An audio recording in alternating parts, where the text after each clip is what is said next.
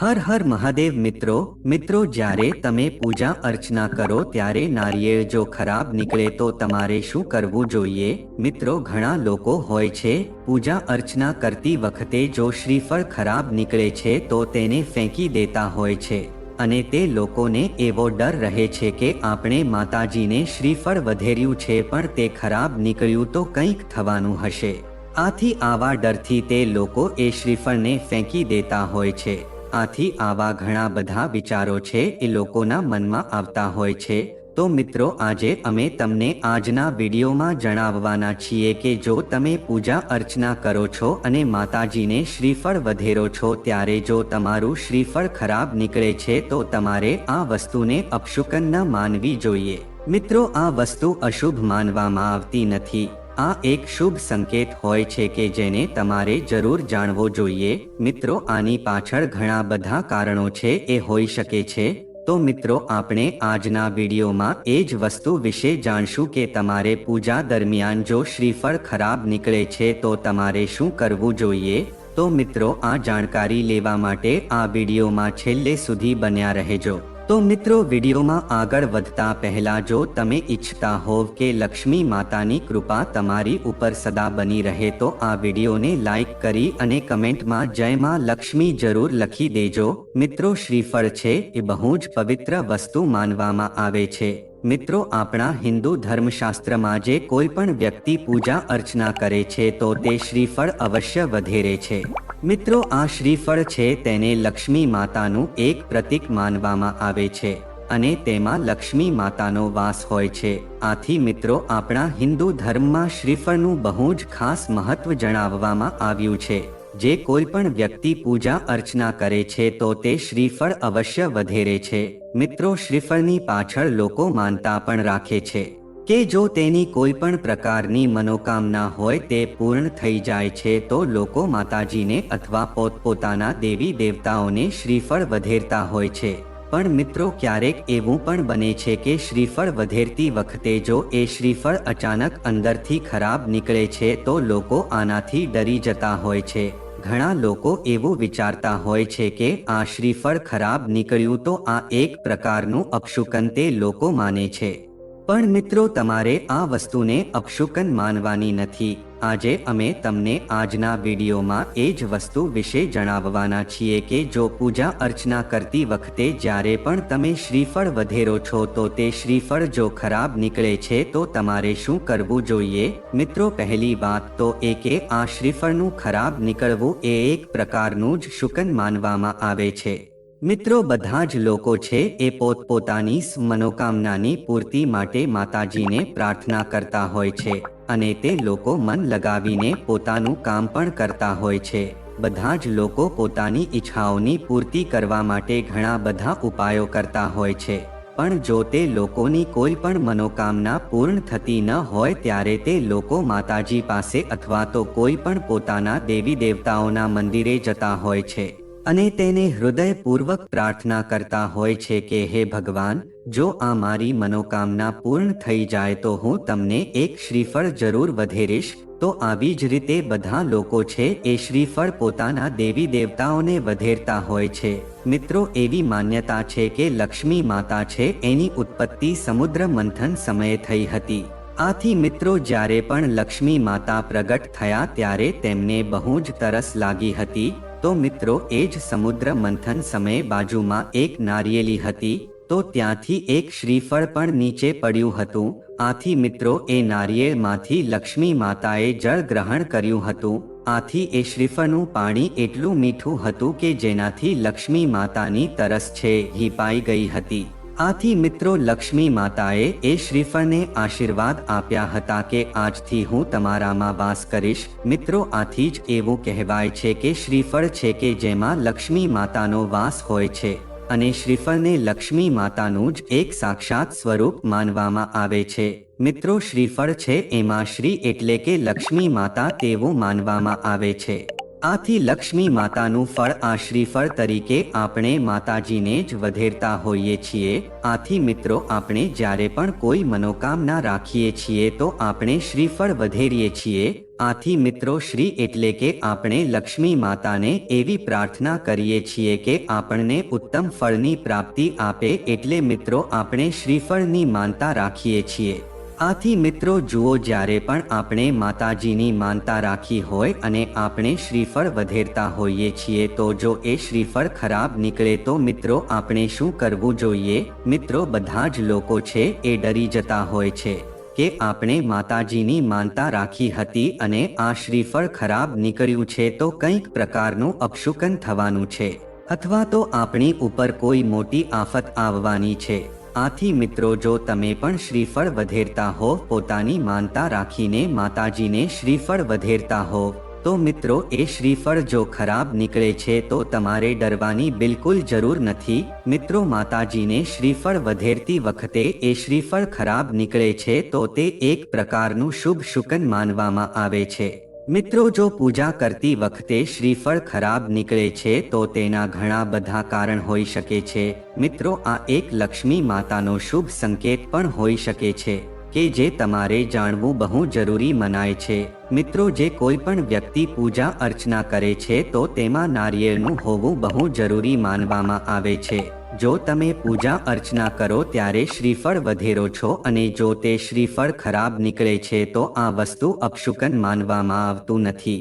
બાકી મિત્રો જો નારિયેળનું ખરાબ નીકળવું એ શુભ માનવામાં આવે છે. મિત્રો એવું મનાય છે કે નારિયેળ વધેરતી વખતે જો તે ખરાબ નીકળે છે તો એનો મતલબ એવો છે કે ભગવાને આપણો પ્રસાદ તેમજ ભોગ છે એ ગ્રહણ કરી લીધો છે તેવું માનવામાં આવે છે. એટલે કે મિત્રો આ શ્રીફળ છે અંદરથી આખું સુકાઈ ગયેલ હોય છે. આથી એનો અર્થ એ થાય છે કે ભગવાને આપણો પ્રસાદ તેમજ ભોગ છે એ ગ્રહણ કરી લીધો છે તેવું માનવામાં આવે છે. તેમજ મિત્રો પૂજા કરતી વખતે ખરાબ શ્રીફળ નીકળે છે તો એ એક એવો પણ સંકેત છે કે આપણી મનોકામના હવે અવશ્ય પૂર્ણ થવાની છે.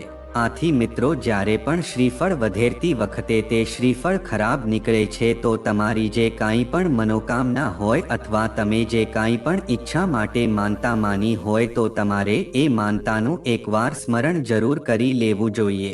કારણ કે મિત્રો જો શ્રીફળ વધેરતી વખતે શ્રીફળ ખરાબ નીકળે છે તો તે બહુ જ શુભ માનવામાં આવે છે.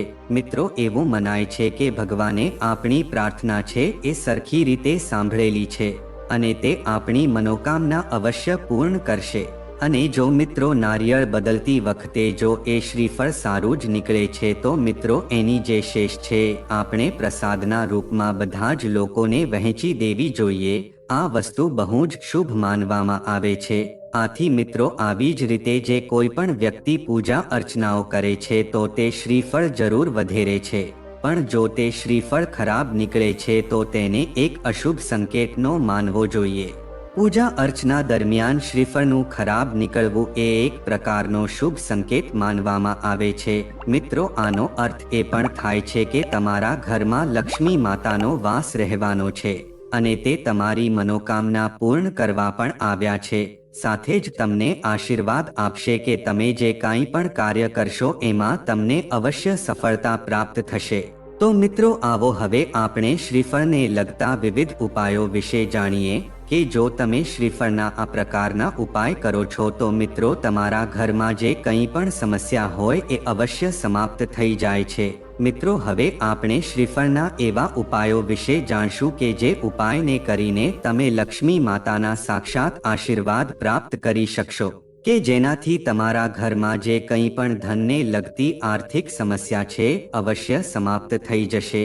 તેમજ તમારા ઘરના સભ્યો કે જે ધંધો કરે છે એમાં તેને જો નફો પ્રાપ્ત ન થતો હોય તો મિત્રો એ બધી જ વસ્તુઓમાં તેને ફાયદો થશે.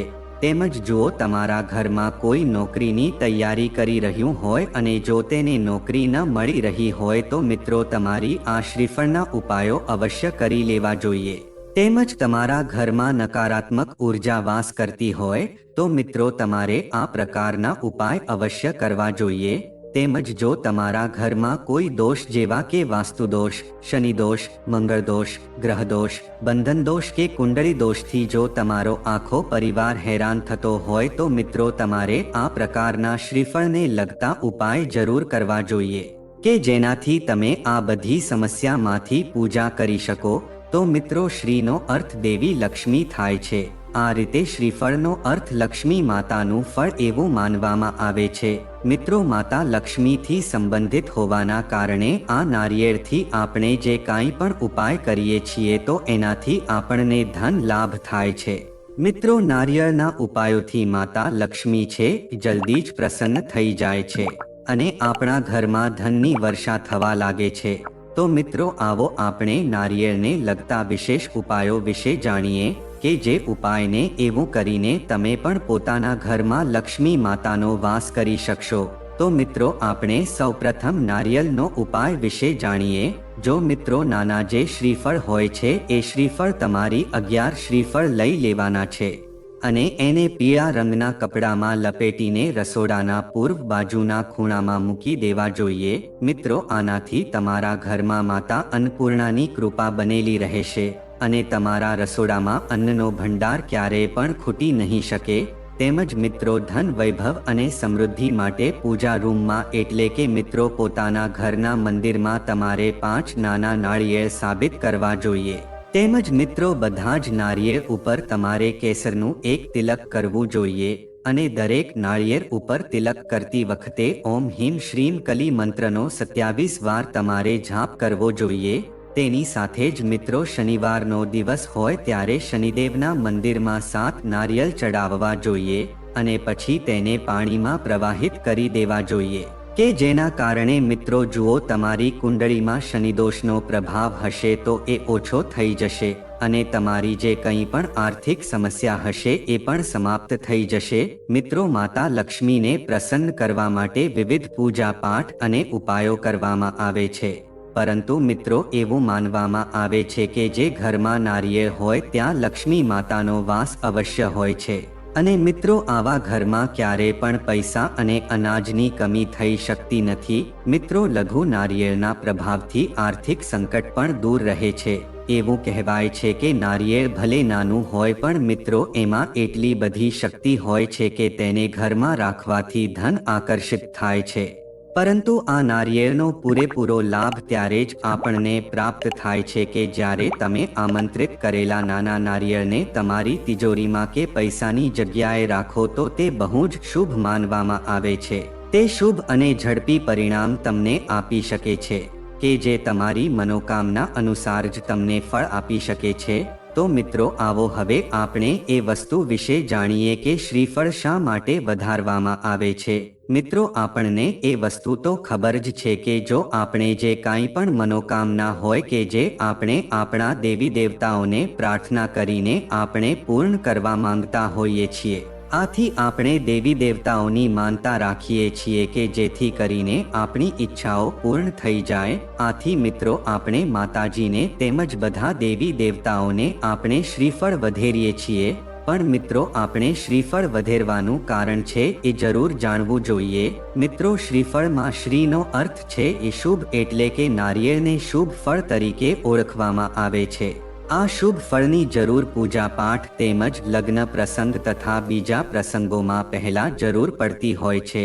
મિત્રો એવું માનવામાં આવે છે કે ભૂતકાળમાં લોકો પહેલા જે કંઈ પણ હવન કે પૂજા અર્ચના કરતા તો તેમાં લોકો પશુની બલિ આપતા હતા. પણ મિત્રો સદીઓથી આપણા હિન્દુ ધર્મની આ પ્રથા ચાલતી આવે છે કે જે કાંઈ પણ પૂજા અર્ચના અથવા હોમ હવન થાય ત્યારે પશુની બલિ ચઢાવવામાં આવે છે. તો મિત્રો આ બલિ પ્રથાને રોકવા માટે ભગવાન શંકરાચાર્ય સહિત મળીને અન્ય ઘણા બધા ગુરુઓએ મળીને શ્રીફળ વધારવાની પ્રથાને શરૂ કરી હતી કે જેમાં પશુની બલિ આપતા તો તેમાંથી લોહી નીકળે છે, તે જ રીતે નારિયેળને વધેરતા એમાંથી પાણી નીકળે છે. મિત્રો પહેલાના જમાનામાં હવનમાં બકરાનું માથું હોમાવતા હતા તો તેની જગ્યાએ નાળિયેર હોમવાની શરૂઆત કરી હતી. ત્યારબાદ હવે લોકો પૂજા વિધિ અને હવનમાં શ્રીફળ હોમવે છે. શ્રીફળને પૂજા વિધિમાં વધેર્યા બાદ લોકો તેને પ્રસાદ તરીકે ગ્રહણ કરે છે. આથી મિત્રો મહંત લોકોએ પશુઓની બલિને રોકવા માટે શુભકતાનું પ્રતીક મનાય એવી રીતે શ્રીફળ વધેરવાની શરૂઆત કરી હતી. મિત્રો વાસ્તુશાસ્ત્રમાં કહેવામાં આવ્યું છે કે જો કોઈ વ્યક્તિને નોકરી કે વ્યવસાયમાં પ્રગતિ ન મળી રહી હોય અને મુશ્કેલીઓનો સામનો કરવો પડી રહ્યો હોય તો આવા વ્યક્તિએ પોતાના ઘરના આંગણામાં નારિયેળનું ઝાડ લગાવવું જોઈએ. તેમજ વાસ્તુ અનુસાર નારિયેળનું ઝાડ લગાવવાથી આર્થિક સમસ્યાઓ દૂર થાય છે. આ સાથે ઘરમાં થતા ઝઘડાઓમાંથી પણ રાહત મળે છે. આ ઉપરાંત સુખ અને સમૃદ્ધિ આવે છે. તેમજ ધાર્મિક મહત્વ ઉપરાંત નારિયેળનું ઝાડ અને તેના ફળ સ્વાસ્થ્ય માટે પણ ખૂબ જ મહત્વપૂર્ણ છે. શરીરને ડિહાઇડ્રેટ થવાથી બચાવવા માટે નારિયેળ પાણી શ્રેષ્ઠ છે. આ ઉપરાંત નારિયેળ પાણી પીવાથી આપણું પેટ અને માથું ઠંડુ રહે છે. નારિયેળમાં protein, vitamin, minerals, potassium, fibre અને કેલ્શિયમ ભરપૂર માત્રામાં હોય છે. તેમજ નારિયેળનો ઉપયોગ ફક્ત ખાવા માટે જ થતો નથી, પરંતુ માન્યતાઓ અનુસાર તેના કેટલાક ખાસ ઉપયોગો પણ છે. પાણી ભરેલા નારિયેળને પોતાની આસપાસ 21 વાર ફેરવ્યા પછી કોઈ મંદિરમાં જાઓ અને તેને બાળી નાખો. તમારા જીવનમાંથી સમસ્યાઓ દૂર કરવા માટે તમે દર મંગળવાર કે શનિવારે આ કરી શકો છો. આમ કરવાથી તમારી આર્થિક સમસ્યાઓ પણ જલ્દી દૂર થશે. તેમજ મિત્રો વાસ્તુશાસ્ત્ર અનુસાર જો તમને નોકરી કે વ્યવસાયમાં સમસ્યાઓનો સામનો કરવો પડી રહ્યો છે અને તમારા કાર્યનું પરિણામ મળી રહ્યું નથી, તો તમારા ઘરના આંગણામાં નારિયેળનું ઝાડ લગાવવું શુભ છે. આનાથી નોકરી સંબંધિત સમસ્યાઓમાંથી રાહત મળે છે. તેમજ નાળિયેરનું વૃક્ષ લગાવવાથી આર્થિક સ્થિતિ મજબૂત બને છે. તેમજ ઘરમાં સુખ અને શાંતિ રહે છે. તેમજ નારિયેળનું ઝાડ હંમેશા ઘરની દક્ષિણ કે પશ્ચિમ દિશામાં લગાવવું જોઈએ. આ વાત હંમેશા ધ્યાનમાં રાખો. તેમજ જો તમે જીવનમાં કોઈ પણ પ્રકારની મુશ્કેલી કે સમસ્યાનો સામનો કરી રહ્યા છો તો મિત્રો પાણી ભરેલા નારિયેળને 21 વાર પોતાના પર અથવા મુશ્કેલીનો સામનો કરી રહેલા વ્યક્તિના માથા પર ફેરવો અને પછી કોઈ પવિત્ર સ્થળે જઈને તેને અગ્નિમાં બાળી નાખજો. થોડા દિવસો સુધી દર મંગળવાર કે શનિવારે આ કરજો. આમ કરવાથી તમને ખુદને ફાયદા દેખાવા લાગશે. તેમજ જો તમને સખત મહેનત પછી પણ પરિણામ ન મળી રહ્યું હોય તો તમારે કોઈ પણ ગુરુવારે ભગવાન શ્રી હરિ, વિષ્ણુ અને માતા લક્ષ્મીની પદ્ધતિ અનુસાર પૂજા કરવી જોઈએ. ઉપરાંત એક નારિયેળ પીળા કપડામાં લપેટીને તેમને અર્પણ કરવું જોઈએ. આ ઉપાય કરવાથી તમને તમારી મહેનતનું ફળ જલ્દી મળશે. તેમજ જો ઘરમાં નકારાત્મક ઉર્જા પ્રવેશી ગઈ હોય તો તમારે શનિવારે લાલ કપડામાં નારિયેળ બાંધીને ભગવાન ગણેશને અર્પણ કરવું જોઈએ. આ પછી આ નારિયેળને મુખ્ય દરવાજા પર લટકાવજો. આમ કરવાથી ઘરની નકારાત્મક ઉર્જા દૂર થાય છે. તેમજ મિત્રો જે લોકો શનિ દોષ, ધૈર્ય કે સાદેસ્તીના પ્રભાવને ઓછો કરવા માંગતા હોય તેમણે શનિવારે કોઈ પણ પવિત્ર નદીમાં નારિયેળ તરાપવું જોઈએ અને ભક્તિભાવથી ઓમ રાંદોતાય નમઃનો જાપ કરવો જોઈએ. આમ કરવાથી શનિદેવનો નકારાત્મક પ્રભાવ સમાપ્ત થાય છે.